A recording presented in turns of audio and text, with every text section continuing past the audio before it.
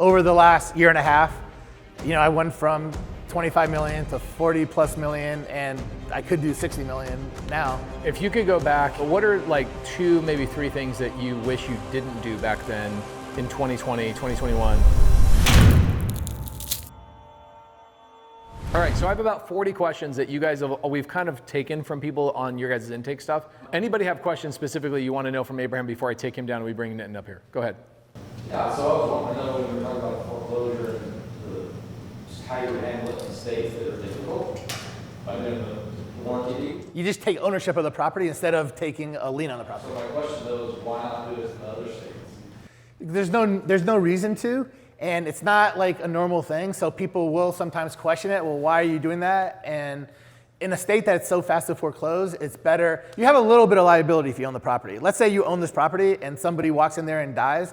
Like, the liability is on you now because you're the owner. So there's certain liabilities there's no reason to have unless you need to.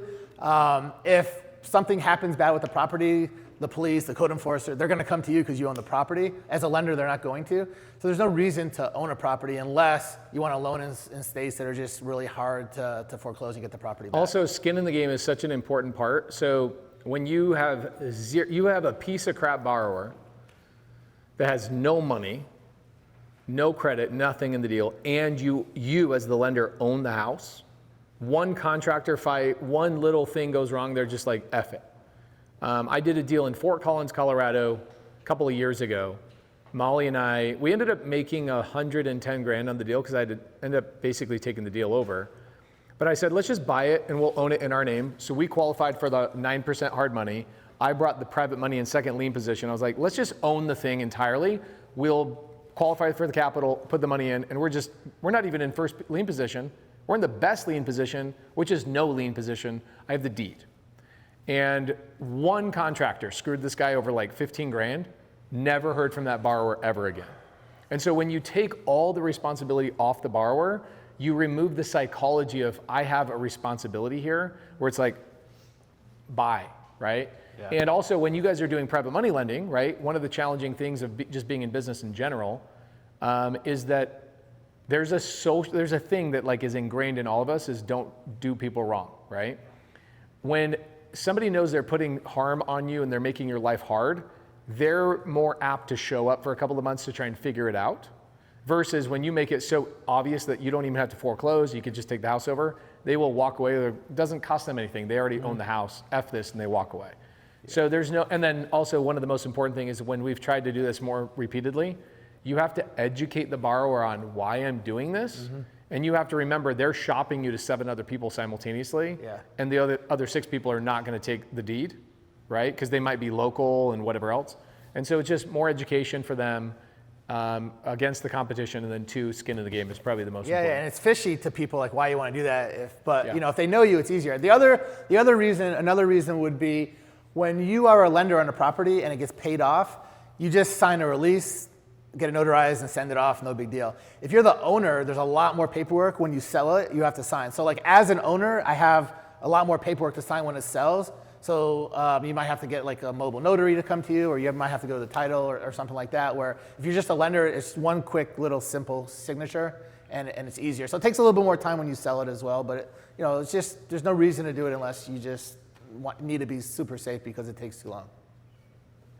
Let's do a couple more questions. Anybody got something for Mr. Abraham? It doesn't have to even be on the topic. If you don't, I'll ask questions. You want me to do it? Yes. Okay. I got a lot. I'll avoid the process one. Here's a really good one that was one of the first questions that's supposed to be brought up. As you built all of your businesses, you own more businesses than I do. Mm-hmm. What were some things you had to stop doing in order for your businesses to be successful?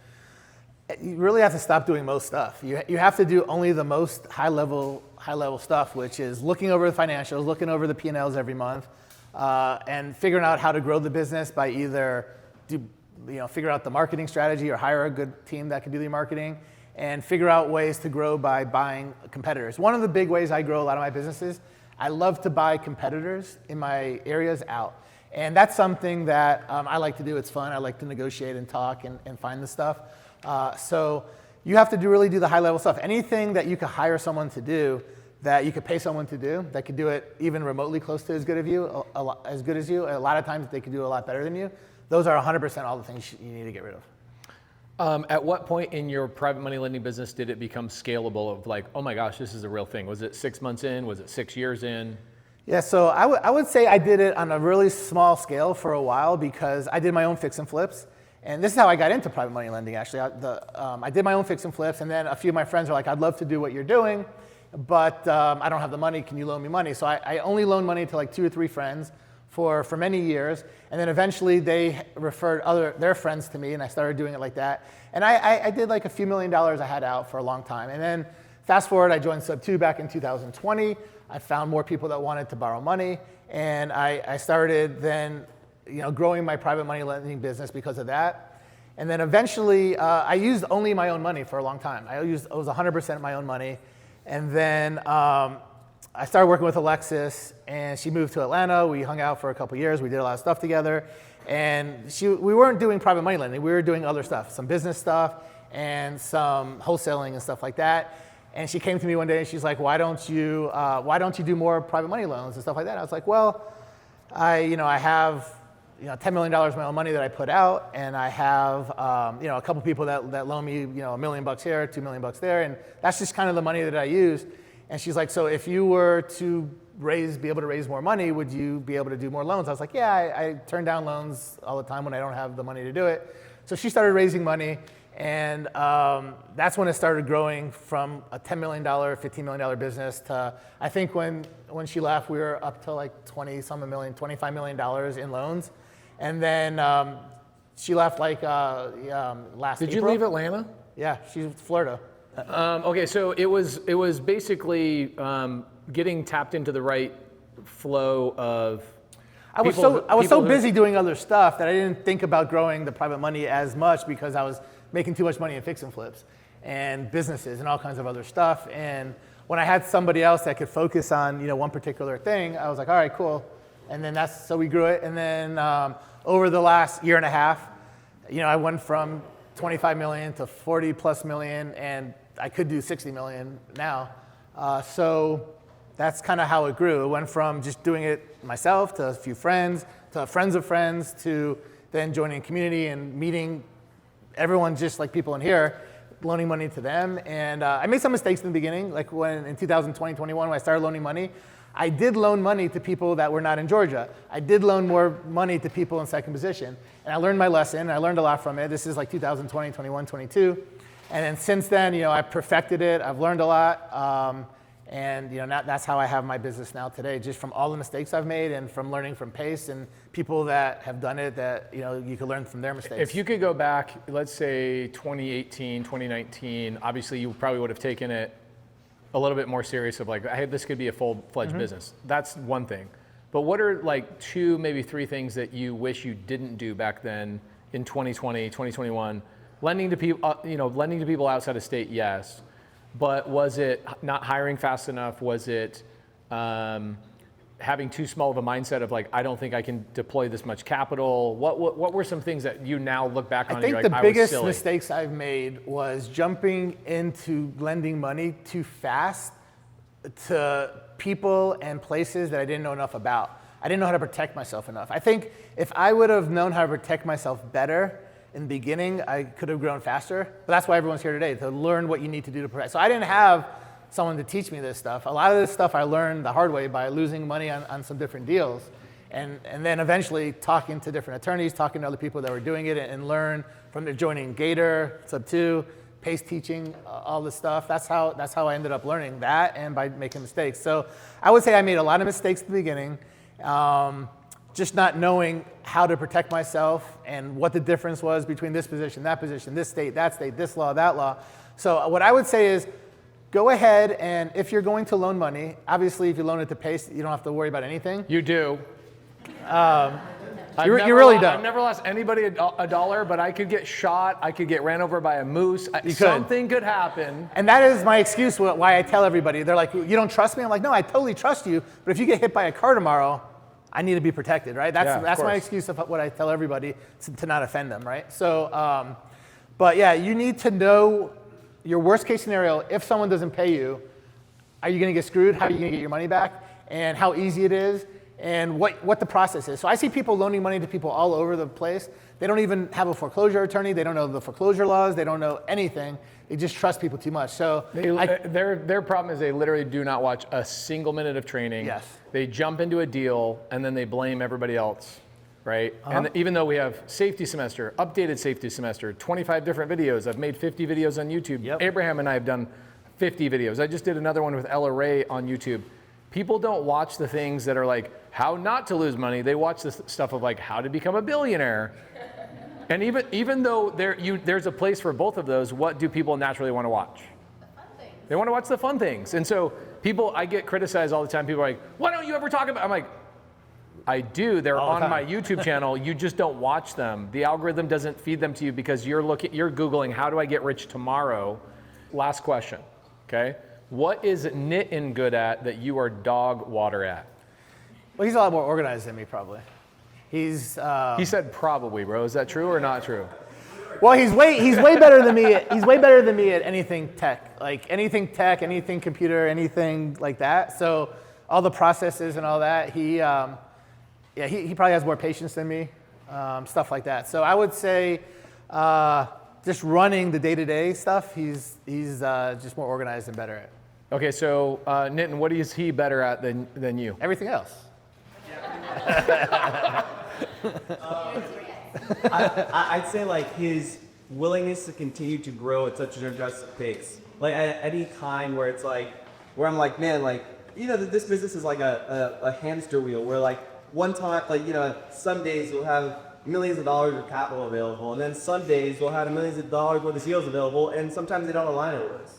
And he's of the philosophy of we say yes and we figure it out, and to this day we've never not figured it out. So at times where I'm down myself, but Abraham is there to say, hey, no, but we can get it done no matter what. This is such a great point.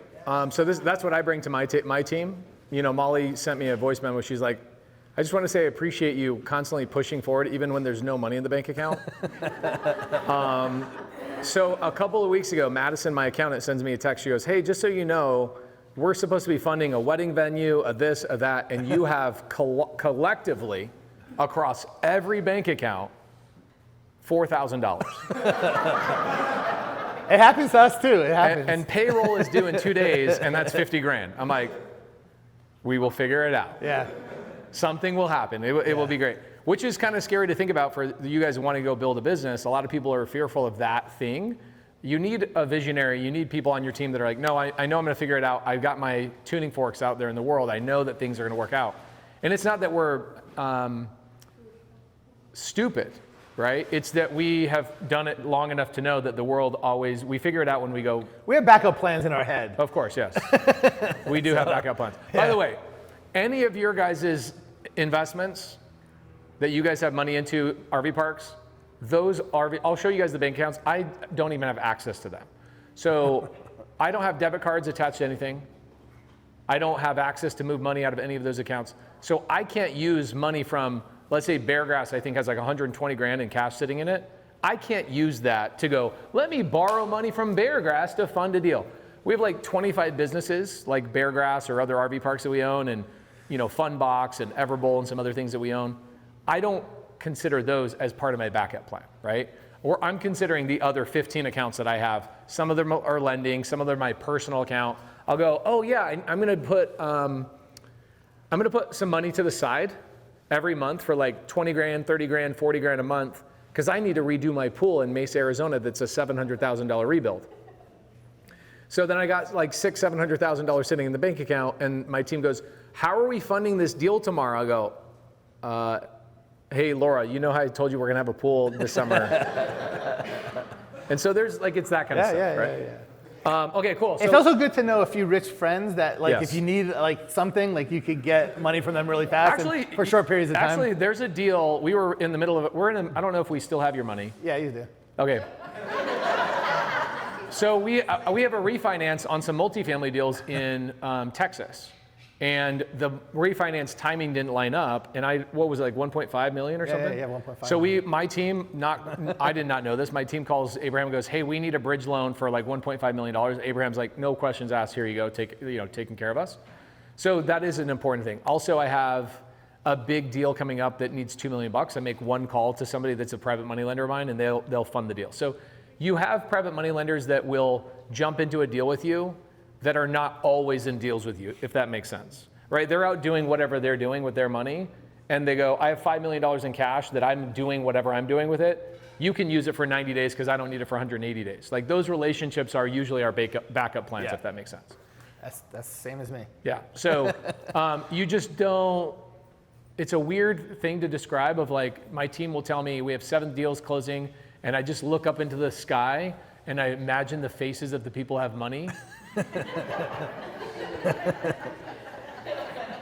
This is literally how it is. Yeah, no, it is. It's exactly like that. I thought it was just me. Shit, no, it's visionary. It's visionary stuff, dude. Like, you see that. Yeah. So you see them, and then what you do is you kind of send an invisible message to all of them, and you hope they receive it. Yeah. You go to bed for 2 or 3 nights, and then you text the one that you feel the best about, and boom, then you get the money, right? That kind of stuff.